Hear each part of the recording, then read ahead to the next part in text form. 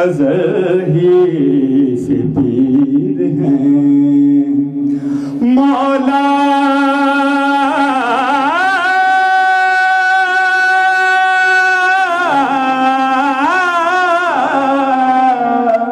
مولا علی کے واسطے کعبے میں جو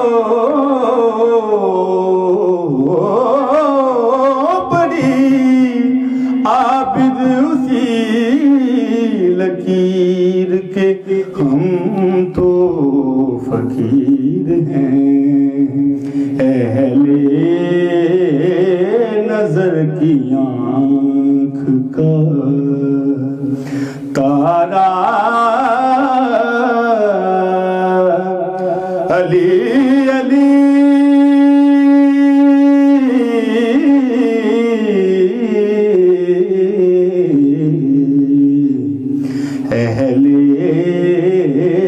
نظر کی آنکھ کا تارا علی علی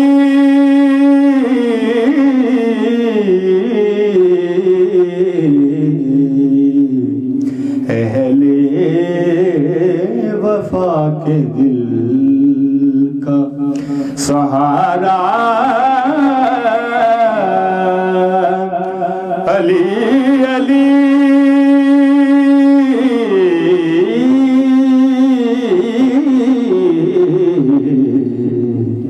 اہل نظر کی آنکھ کا کعبے کے بت گرائے نہیں اپنے ہاتھ سے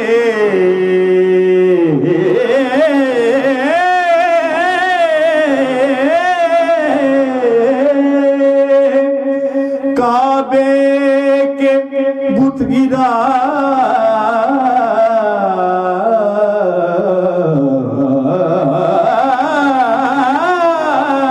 گرائے نہیں اپنے ہاتھ سے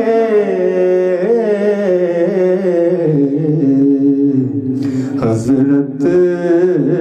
نے مسکرا کے پکارا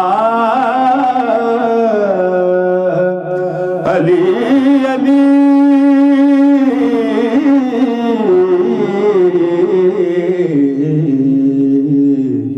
اہل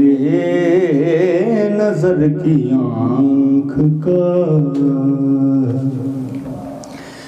ایک کیف ایک سرور سا رہتا ہے رات دن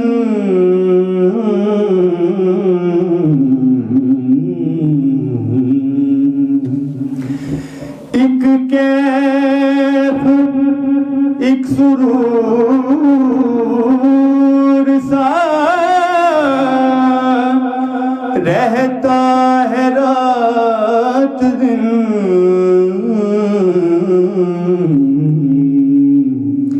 جب سے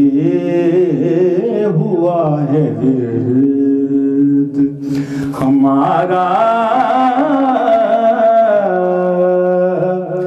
علی علی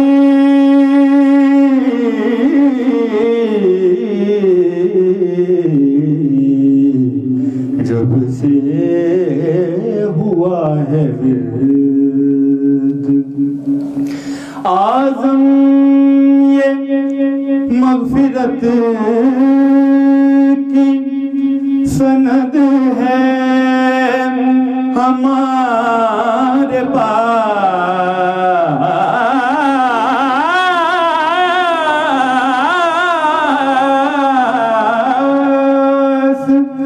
اعظم یہ مغفرت کی سند ہے ہمارے پاس ہم ہیں علی کے اور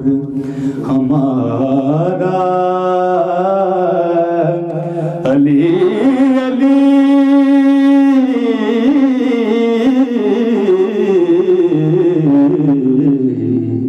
اہل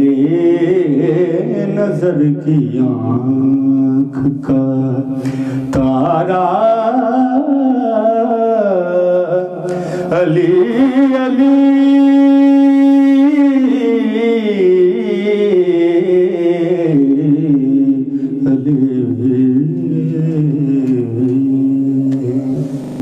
بسم اللہ الرحمن الرحیم۔ السلام علیکم، میں ہوں پیرزادہ حسن غلام رسول اور میں مرکز بلال لاہور سے آپ سب کی خدمت میں حاضر ہوں اور آج کے اس پروگرام میں آپ خوش آمدید کہتا ہوں۔ 19 رمضان مبارک کو مسجد کوفہ میں نماز فجر کے وقت امیر المومنین مولا کائنات حضرت علی علیہ السلام سجدے کی حالت میں عبد الرحمن ابن ملجم نامی فاسق اور فاجر نے ضرب لگائی، اور وہ ضرب اتنی شدید تھی اور اس میں اتنا زہر تھا کہ آپ کے جسم میں سرایت کر گیا اور آپ 2 دنوں بعد 21 رمضان مبارک کو آپ کی شہادت واقع ہو گئی۔ حضور صلی اللہ علیہ وسلم نے فرمایا تھا کہ اے علی، پچھلی امتوں میں سب سے بدتر شخص وہ ہوگا کہ جس نے قوم سمود کی اونٹنی کو شہید کیا، قتل کیا، اور میری امت میں سب سے بدتر شخص وہ ہوگا کہ جو تیری داڑھی کو تیرے خون سے سیراب کرے گا۔ افسوس شہادت کا نہیں، افسوس اس بات کا ہے کہ مولا علی کو قتل کرنے والا، شہید کرنے والا شخص کوئی غیر نہیں بلکہ اپنا تھا، وہ کلمہ پڑھتا تھا۔ آخر اس شخص کو کیوں شہید کر دیا گیا کہ جس کی پیدائش کعبہ میں ہوئی اور جس کی پرورش خود رسول خدا نے کی، اور وہ اسلام کی خدمت میں ہمیشہ آگے آگے رہے۔ غزوہ بدر میں بھی آپ کا کردار واضح ہے، غزوہ احد میں بھی آپ کا کردار سب سے آگے ہے، غزوہ خندق میں تو آپ کی تلوار کے علاوہ کسی کی تلوار نیام سے باہر آئی نہیں، اور غزوہ خیبر تو آپ نے ہی فتح کرائی۔ محترم ناظرین، ہمیشہ کی طرح ہمارے ساتھ موجود ہیں ہمارے سوالوں کے جواب کے لیے معروف مذہبی اسکالر حجت الاسلام علامہ پیر شفاعت رسول۔ میں ان کا پروگرام میں خوش آمدید کہتا ہوں، اور آج کے پہلے سوال کی طرف بڑھتا ہوں کہ علامہ صاحب، مولا علی کی ولادت کعبہ میں جو کہ اللہ کا گھر ہے، اور شہادت بھی مسجد میں وہ بھی اللہ کا گھر ہے، اس کے بارے میں وضاحت فرما دیں۔ بسم اللہ الرحمن الرحیم۔ کسی نے اسی فضیلت کو سامنے رکھتے ہوئے بڑا خوب فرمایا، کثیرہ میسر نشد این سعادت بکعبہ ولادت بمسجد شہادت۔ سیدنا علی رضی اللہ تعالی عنہ وکرم اللہ تعالی وجہ الکریم علیہ السلام اللہ تعالیٰ کی خاص ایک بندے تھے، اور اللہ کا ان پر بڑا عنایت تھا، اور بڑا فضل اور بڑا کرم تھا ان پر۔ اور ایسی شخصیات دنیا میں آ کر نہیں بنتی، بلکہ ایسی باکمال شخصیات کو اللہ تعالیٰ اپنی قدرت سے بنا کر تراش خراش کر دنیا میں بھیجتا ہے۔ کہ آپ کی سب سے بڑی فضیلت تو یہ ہے کہ آپ کعبہ میں پیدا ہوئے، مگر اس پر بھی کچھ لوگ یہ اعتراض اٹھا دیتے ہیں کہ مولا علی سے پہلے بھی لوگ کعبہ میں پیدا ہوئے، مگر اس کعبہ میں ولادت سے مراد حرم کعبہ ہے، کہ کعبہ کے یعنی حرم کعبہ کی حدود کے اندر، نہ کہ کعبہ کے اندر، جسے جوف الکعبہ کہتے ہیں، کعبہ کا وسط، کعبہ کے اندر، کعبہ کے درمیان، ایسا نہیں ہے۔ اور اگر کوئی ایسا واقعہ بھی ہوا ہو کہ مولا علی سے پہلے کوئی کعبہ کے اندر پیدا بھی ہوا ہو تو پھر بھی اس کی ولادت اور مولا علی کی ولادت برابر نہیں ہو سکتی۔ اس کی وجہ یہ کہ جتنی ولادتیں اگر ہوئی ہیں کعبہ کے اندر تو وہ دروازے کعبہ سے اندر گئے ہیں، مگر مولا علی کی والدہ محترمہ سیدہ فاطمہ بنت اسد رضی اللہ تعالی عنہا ولادت علی کے وقت باب کعبہ سے، کعبہ کے دروازہ سے اندر نہیں گئیں، بلکہ رب العالمین نے کعبہ کی دیوار کو شق کیا جس راستے سے حضرت فاطمہ بنت اسد کعبہ کے اندر داخل ہوئیں۔ ایک ہوتا ہے کہ خود جا کر کعبہ میں ولادت کا ہونا، ایک یہ انداز ہے، اس سے بڑا واضح پتہ چلتا ہے کہ مولا علی کی ولادت رب کی تقدیر، رب کی مشیت، رب کے ارادے کا حصہ تھی، اس لیے آپ کی ولادت کعبہ کے اندر ہوئی، اور حضرت فاطمہ بنت اسد کعبہ کے دروازے سے نہیں گئی بلکہ رب کے حکم سے دیوار شق ہوئی، اور اس شق شدہ حصے سے حضرت فاطمہ بنت اسد اندر گئی۔ ایک بات یہ تو ہم اگر مان لیں کہ کعبہ میں مولا علی کی ولادت سے کعبہ کو شان ملی اور فضیلت ملی، مگر میرا نقطہ نظر تھوڑا سا اس سے مختلف ہے۔ میں یہ سمجھتا ہوں کہ کعبہ میں ولادت سے کعبہ کو فضیلت ملی، کعبہ کے اندر ولادت سے مولا علی کی شان میں کوئی اضافہ نہیں ہوا۔ اب آپ دیکھیے، ہر سال جب بھی مولا علی کی ولادت کا ذکر آتا ہے، ایام آتے ہیں، دن آتے ہیں، تو مولا علی کی ولادت کے ساتھ کعبہ کا بھی تذکرہ ہوتا ہے۔ گویا اس حقیقت کو ذہن میں رکھیے کہ کعبہ کی بڑی شان ہے، مگر ولادت علی سے کعبہ کی شان میں اضافہ ہوا، اور اس کے بعد شہادت جو ہے وہ بھی مسجد میں۔ گویا اللہ کو مولا علی سے اتنا خاص انس اور پیار تھا کہ ولادت کے لیے بھی اپنا گھر منتخب فرمایا اور شہادت کے لیے بھی اپنا گھر منتخب فرمایا۔ شہادت کوئی چھوٹا اعزاز نہیں ہے، بڑے بڑے انبیاء، صلحاء، صحابہ شہادت کی تمنا کرتے ہوئے دنیا سے گئے، اللہ تعالیٰ نے انہیں شہادت عطا فرمائی، اور وہ شہادت بھی وہ شہادت جو مسجد کے اندر ہے۔ پھر مسجد کے اندر ہونا ایک فضیلت کی بات ہے، پھر حالت نماز میں، پھر نماز میں سب سے اہم جو رکن ہے جس میں سب سے زیادہ اللہ کے لیے عاجزی ہے وہ سجدہ ہے، پھر سجدے کی حالت ہونا۔ گویا دنیا میں آنا اور جانا یہ ازل سے ابد تک جاری رہے گا، مگر مولا علی ان شخصیات میں سے ہیں کہ جن شخصیات کا آنا بھی اللہ کی طرف سے بڑا پرعظمت تھا، اور دنیا سے جانا بھی اللہ کی طرف سے بڑا پروقار تھا۔ جی علامہ صاحب، اگلا سوال یہ کہ مولا علی جب سجدے کی حالت میں جب ان کو ضرب لگی تو مولا علی نے یہ کہا کہ رب کعبہ کی قسم آج علی کامیاب ہو گیا، تو اس جملے کی وضاحت فرما دیں کہ مولا علی نے یہ کیوں فرمایا؟ رمضان کو تو آپ نے فرمایا فزت ورب الکعبۃ، رب کعبہ کی قسم کہ علی کامیاب ہو گیا، کیونکہ ایک مومن کی سب سے بڑی آرزو، سب سے بڑی خواہش، سب سے بڑی تمنا شہادت کی موت ہوتی ہے۔ وہ اس لیے کہ عام بندوں کے لیے شہادت اس لیے بہت بڑا اعزاز ہے کہ عام بندہ جب شہادت کے مرحلے سے گزرتے ہوئے موت کو گلے لگاتا ہے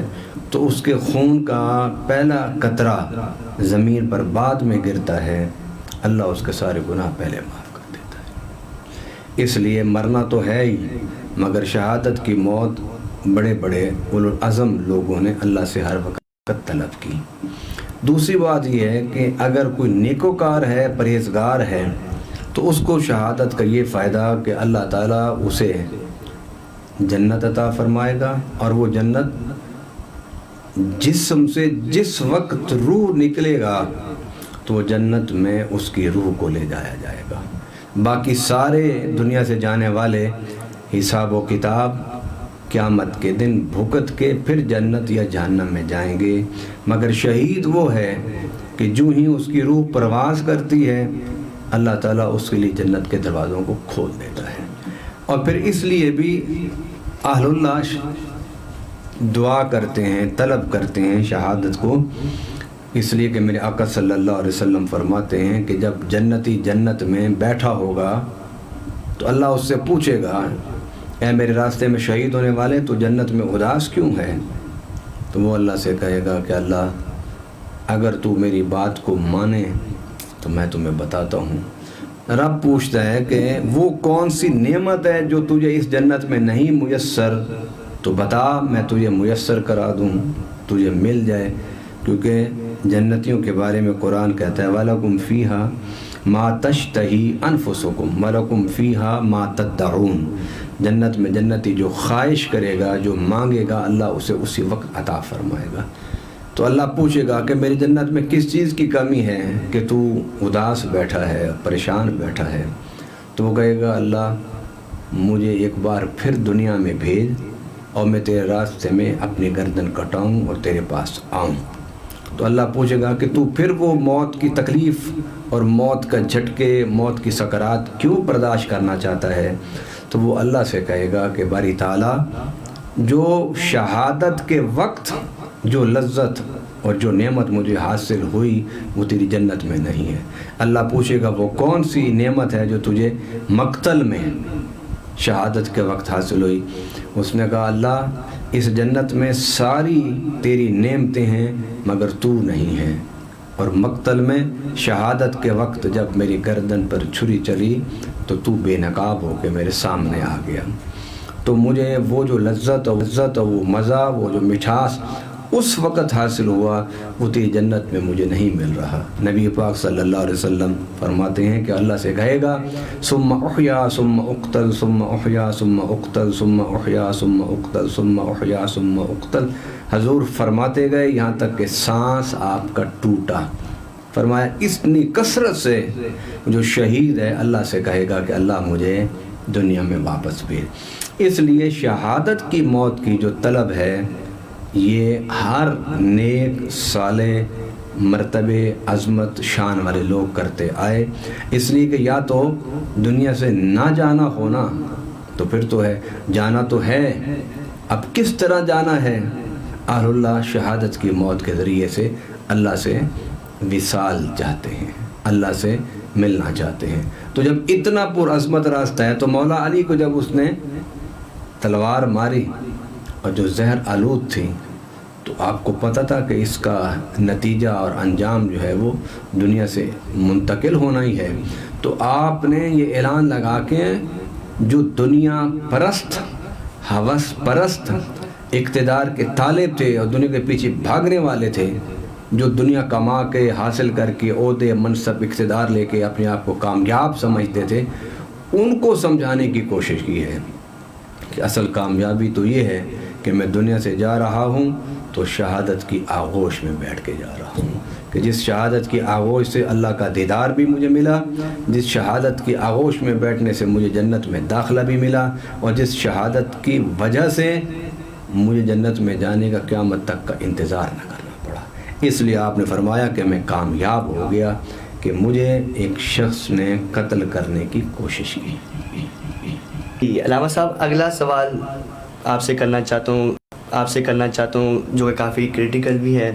کہ مولا علی کے مقام و منصب سے تو سبھی واقف تھے، تو کیا امت میں اتنی نفرت اور اتنا بغض مولا علی کے لیے پھیل چکا تھا کہ آخرکار ان کا انجام شہادت پر ہوا؟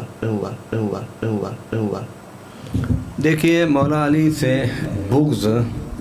جو رکھے گا وہ تو ایمان سے ہی فارغ ہو جائے گا، کیونکہ نبی پاک صلی اللہ علیہ وسلم نے فرمایا علی کی محبت ایمان ہے اور علی کا بغض نفاق ہے۔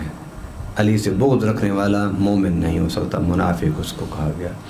علی سے محبت کرنے والا ہی ایماندار ہے۔ عامت المسلمین میں مولا علی کا کوئی بغض اور کوئی عناد اور کوئی نفرت نہیں تھی۔ اگر شہادت کا مطلب یہ تھا کہ بہت زیادہ کوئی ناپسندیدگی تھی تو پھر تو حضرت عمر فاروق بھی شہید ہوئے، حضرت عثمان غنی بھی شہید ہوئے۔ شہادت تو ایک درجہ اور ایک منصب ہے، ایک مقام ہے جو اللہ اس کو دیتا ہے جو خوش نصیب ہوتا ہے۔ آپ کے شہادت کا مقصد یہ ہرگز نہیں ہے کہ امت مسلمہ آپ سے تھک چکی تھی یا آپ سے اکتا چکی تھی یا آپ کو خلیفہ برحق نہیں سمجھتے تھے یا آپ کو خلافت کے منصب کا اہل نہیں سمجھتے تھے۔ امت کی اکثریت، اگر میں یوں کہہ دوں کہ 99% امت مسلمہ اس وقت بھی اور آج بھی مولا علی کو حق پر سمجھتی ہے، مولا علی کو خلیفہ برحق سمجھتی ہے، اور مولا علی کے سارے اقدامات جو آپ نے خلافت کے دور میں کیے یا پہلے کیے سب کو احسن اقدامات سمجھتی ہے۔ رہی شہادت، وہ شہادت کی جو وجہ تھی وہ خوارج تھے، اس کی وجہ خوارج جو تھے وہ ایک مسلسل لمبی جو لڑائی ہیں مسلمانوں میں شروع ہو گئی تھی، ان کے خاتمے کے لیے انہوں نے ایک پروگرام بنایا۔ ان کا پروگرام یہ تھا کہ عمرو بن عاص، امیر معاویہ اور مولا علی، ان تینوں کو شہید کر دیا جائے۔ یہ ان کی غلط فکر تھی، غلط سوچ تھی، فساد فکر تھا، جس کو انہوں نے عملی جامہ پہنایا اور تینوں پر حملہ ہوا۔ لیکن مولا علی کیونکہ نماز کے پابند تھے، مسجد میں جا کے پڑھتے تھے، اس لیے دشمن کو موقع مل گیا۔ امیر معاویہ اور عمرو بن عاص اس صبح مسجد میں نماز کے لیے نہیں آئے تو حملہ آور نے کسی اور پر حملے کیے اور یہ دو شخصیات محفوظ رہیں۔ تو انہوں نے اپنی غلط سوچ اور فکر کی وجہ سے کہ ان الحکم الا للہ کہ حاکمیت اور حکم کا جو حق ہے، ثالث ہونے کا حق، حکم کا حق صرف اللہ کو ہے، اور وہ یہ آیت پڑھتے تھے ان الحکم الا للہ کہ اللہ کی حاکمیت ہے، اللہ کے علاوہ کوئی اور حاکم نہیں۔ تو وہ خوارج جو تھے وہ حضرت علی کے لشکر سے تھے، حضرت علی کے لشکر سے پھر کچھ لوگ باغی ہوئے، انہوں نے ایک نظریہ گھڑا، اس نظریے پر انہوں نے عمل کیا، کرتے رہتے تھے، مسلمانوں سے جنگ کرتے تھے، مسلمانوں کے ساتھ لڑتے تھے، ان کو مارتے تھے، ان کو قتل کرتے تھے، مگر بالآخر انہوں نے یہ سوچا کہ ان تینوں شخصیات کو صفحہ ہستی سے مٹا کے دنیا سے رخصت کر دیا جائے۔ اور بالخصوص اگر آپ دیکھیں تو خارجیوں کا زیادہ جو ٹکراؤ تھا وہ مولا علی سے تھا، کیونکہ جنگ نہروان جو ہوئی تھی وہ مولا علی نے خارجیوں کا گلا کما کرنے کے لیے کی تھی، لیکن وہ اس وقت ان کی طاقت تو ٹوٹ گئی، مگر انہوں نے بعد میں گوریلا جنگیں اس کو نہیں چھوڑا، اور گوریلا جنگوں کے ذریعے سے کبھی امیر معاویہ کی طرف، کبھی عمرو بن عاص کی طرف اور کبھی مولا علی کی طرف وہ کاروائیاں کرتے تھے۔ بالآخر انہوں نے آخری فیصلہ یہ کیا کہ اس طرح ان دنوں کو دنیا سے رخصت کیا جائے اور اس کے بعد کوئی متفقہ امیر المؤمنین عالم اسلام میں لایا جائے۔ میں اس موقع پر یہ بات بڑے واضح طور پر کہنا چاہتا ہوں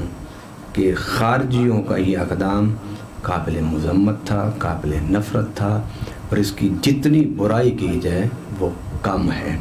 مولا علی خلیفہ برحق تھے، خلیفہ برحق ہیں، ان کے خلاف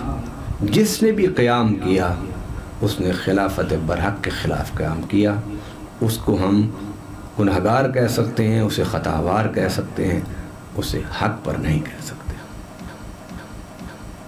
علامہ صاحب آخری سوال صرف یہی کرنا چاہوں گا کہ مولا علی کی شان تو بہت زیادہ ہے، لیکن مختصر اگر آپ 2 جملوں میں ان کی شان بیان کرنا چاہیں تو وہ بیان کر دیں۔ کرنا شروع کی جائے پڑھ کے لکھ کے تو ایک نا ختم ہونے والا باب ہے۔ میں یہ سمجھتا ہوں ہم جیسے انسانوں کی تو بس اور استطاعت میں ہی نہیں کہ مولا علی کے شان کے ابواب کو مکمل پڑھ سکیں۔ میں شان کے ساتھ ساتھ ایک پیغام بھی آپ کے ساتھ کے حوالے سے دینا چاہتا ہوں کہ جب عبد الرحمن ابن ملجم نے حملہ کیا اور حملہ کر کے بھاگا مسجد کوفہ سے، تو لوگوں نے پکڑ لیا اور اسے بہت مارا اور پیٹا۔ پھر حضرت علی رضی اللہ تعالیٰ عنہ وکرم اللہ تعالیٰ وجہ الکریم کو پتہ چلا، تو آپ نے فرمایا کہ اسے پیٹنا نہیں ہے، اس کو مار رہا ہو نہیں، اس کو میرے پاس لے کے آؤ۔ جب ان کو لے کر آئے ابن ملجم کو، تو اس کی آنکھوں میں آنسو تھے اور ندامت سے اس کی آنکھیں جھکی ہوئی تھی، رنگ اس کا زرد تھا خوف سے۔ مولا علی نے فرمایا اسے بٹھایا جائے، اسے بٹھایا گیا، وہ بیٹھ گیا۔ تو مولا علی نے فرمایا کہ اگر میں اس زخم سے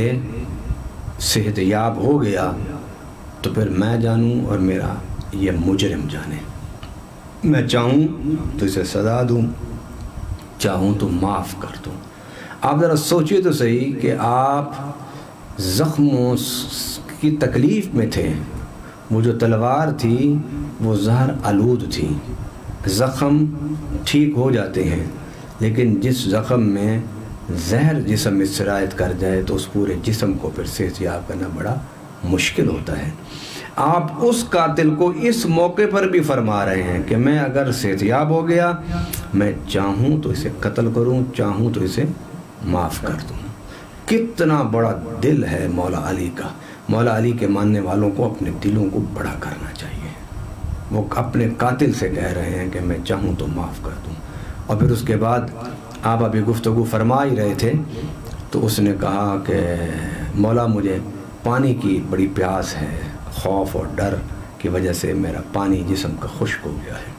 آپ نے فرمایا اسے صرف سادہ پانی، سفید پانی نہ پلاؤ، اسے شربت پلاؤ اس کو۔ اس نے مولا سے مانگا ہے پانی، تو صرف پانی نہیں پلانا بلکہ اس کو پانی اور میٹھا پانی پلانا ہے۔ ذرا ہم اپنے دل اور گردے کو دیکھیں کہ ہم لوگ اپنے چھوٹی چھوٹی لڑائیاں، چھوٹے چھوٹے جھگڑے، اختلافات کی بنیاد پر کس طرح لوگوں کو دھتکار کے پھینک دیتے ہیں، انہیں عزت و تکریم سے محروم کر دیتے ہیں۔ مولا علی نے اس نے پانی مانگا، آپ نے کہا کہ پانی بھی پیو، اور صرف پانی نہیں بلکہ میٹھا اور شربت پلاؤ اس کو۔ اور اس کے بعد حضرت امام حسن المجتبی رضی اللہ تعالی عنہ سے آپ نے فرمایا اگر میں زندہ رہا تو پھر میں فیصلہ خود کروں گا، اور اگر میں دنیا سے چلا گیا تو میں تمہیں وصیت کر کے جا رہا ہوں، اس کے ساتھ زیادتی نہ کرنا، کوئی بھی اس کے ساتھ زیادتی نہ کرے۔ کیونکہ عرب میں ایک رواج تھا کہ جب وہ غصے میں ہوتے تھے، انتقام کا نشہ ان کو چڑھا ہوا ہوتا تھا، تو پھر وہ لوگوں کو مسلح کرتے تھے۔ مسلح کا مطلب ہے کہ اعضاء کاٹنا، ناک کاٹ دینا، کان کاٹ دینا، آنکھیں نکال دینا، ہونٹ کاٹنا، زبان کاٹنا، پھر اعضاء کاٹنا، پھر بالآخر جا کر آخر میں اذیت دے دے کر پھر اس کو مار دیتے تھے، قتل کر دیتے تھے۔ پہلے اسے اذیت دے کر تڑپاتے تھے۔ آپ نے فرمایا کہ اسلام میں مسلح حرام ہے، اعضاء کاٹنا، اذیت دینا، اس کی اجازت اسلام میں نہیں ہے۔ اگر میں دنیا سے چلا گیا تو پھر تم اس سے قصاص لینا، اور قصاص اسی طرح جس طرح اسلام نے کہا ہے، اور وہ یہ کہ قاتل کو ایک ہی ضرب سے قتل کر دیا جائے۔ اب یہ آپ وصیت فرما رہے ہیں اس وقت کہ جب آپ سخت تکلیف میں تھے، زہر آلود تلوار سے آپ کو زخم لگا تھا، پورے جسم میں آپ کا زہر پھیل چکا تھا۔ ان حالات میں آپ کیا وصیت فرما رہے ہیں کہ بھائی اس کے ساتھ زیادتی نہیں کرنی۔ اسلام کے حدود و تعزیرات کا جو قانون ہے، ضابطہ ہے، اس کے مطابق اس کو سزا دینا۔ اسلام قصاص کی بات کرتا ہے، اس سے قصاص لینا، مگر اس کو مسلح نہ کرنا، اس کو اذیت نہ دینا۔ کتنا بڑا کردار ہے، اور یہ اتنا بڑا کردار انہی لوگوں کا ہوتا ہے جن کی شان بڑی ہوتی ہے، جن کے دل بڑے ہوتے ہیں، جن کے افکار بڑے ہوتے ہیں، جن کی سوچیں بڑی ہوتی ہیں، کہ وہ اس موقع پر بھی فرما رہے ہیں اسے مت مارو، اسے پانی میٹھا پلاؤ، اور اگر میں زندہ رہا تو اس کو معاف کروں یا قتل کروں میں خود فیصلہ کروں گا، اور اگر میں شہید ہو گیا تو تم صرف اس سے قصاص لے سکتے ہو، اور وہ بھی اسلامی طریقے کے مطابق کہ قاتل کو ایک ضرب سے قتل کرنا۔ اللہ تعالیٰ ہمیں مولا علی کرم اللہ تعالیٰ وجہ الکریم علیہ السلام اور اہل بیت اطہار، اصحاب رسول صلی اللہ علیہ وسلم، نبی پاک صلی اللہ علیہ وسلم کے اسوہ حسنہ، ان سب شخصیات کو سامنے رکھتے ہوئے ہم سب کو ان نیک شخصیات، بلند شخصیات، بزرگ شخصیات، بلند شخصیات، بزرگ شخصیات بالخصوص اہل بیت اور بالخصوص مولا علی علیہ السلام کی تعلیمات اور ان کی افکار پر عمل کرنے کی اللہ ہم سب کو توفیق عطا فرمائے، بہت بہت شکریہ علامہ صاحب آپ کے ٹائم کا. ہمیں بھی مولا علی کے کردار کو اپنے کردار میں ڈھالنے کی ضرورت ہے کہ انہیں اپنے قاتل کے ساتھ بھی سختی کا رویہ اختیار کرنے سے منع کر دیا. اللہ تعالیٰ سے یہ دعا ہے کہ اللہ تعالیٰ ہمیں اہل بیت سے محبت میں دن بدن اضافہ فرمائے. انشاءاللہ آپ سے جلد ملاقات ہوگی. اپنی ڈھیر ساری دعا میں یاد رکھیے گا. اللہ حافظ. یا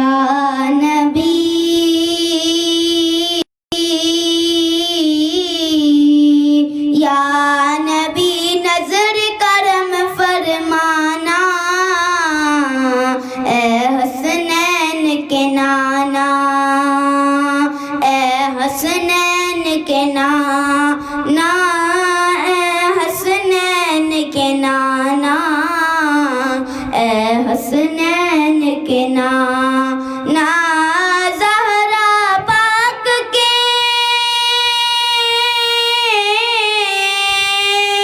زہرا پاک کے صدقے ہم کو طیبہ میں بلوانا، اے حسنین کے نانا، اے حسنین کے نانا، اے حسنین کے نانا، اے حسنین کے نانا، اے حسنین کے نانا، اے حسنین کے نانا. آپ کے در کا ہوں میں بکھاری، آپ ہے میرے داتا، سارے رشتے ناتوں سے ہے پیارا اپنا ناتا. آپ تو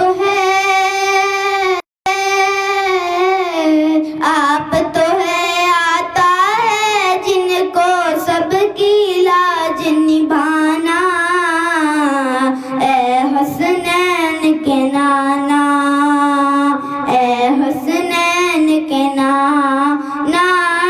اے حسنین کے نانا، اے حسنین کے نانا، اے حسنین کے نانا، اے حسنین کے نانا.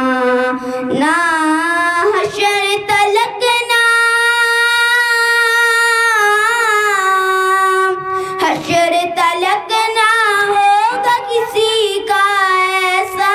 آنا جانا،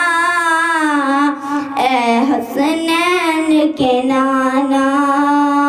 اے حسنین کے نانا.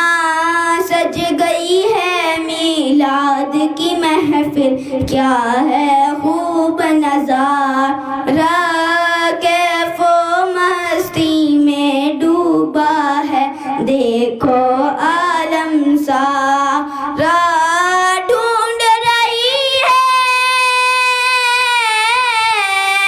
ڈھونڈ رہی ہے آپ کی رحمت بخشش کا بہانہ،